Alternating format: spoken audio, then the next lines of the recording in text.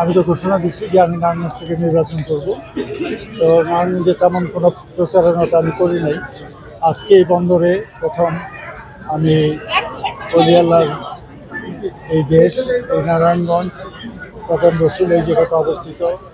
এই জায়গাতে হযরত বুরহানুদ্দিন সাহেব থেকে নিয়ে একেবারে পাঞ্জাবি শাহ সাহেব পর্যন্ত এই জায়গাতে সবাই শায়িত আছেন। আপনারা জানেন যে এটা পূর্ণভূমি। এই যার জন্য আমি সর্বপ্রথম এই জায়গাতে আসলাম এবং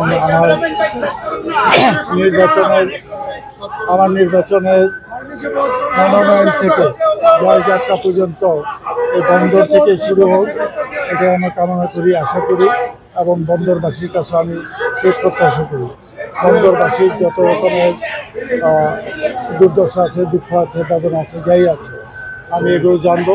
ইনশাল্লাহ এগুলো আমি সব কিছু সমাধান করব এবং যেসব সমস্যাগুলো আছে আমি ধীরে ধীরে এই সমস্যাগুলো সমাধান করবো ইনশাল্লাহ। জানেন 91 থেকে 96 সময়কাল পর্যন্ত উনি প্রথম এটার উদ্বোধন করছেন, পরবর্তী আরও দুটারও উনি উদ্বোধন করছেন, কিন্তু ব্রিজটা হয়নি। আমি যদি নির্বাচিত হই, আমার প্রথম কাজ থাকবে যে এই ব্রিজটাকে নারায়ণগঞ্জ শহর তথা বন্দর, এই যে সংযোগটা, এই সংযোগটা আমি করব ইনশাল্লাহ।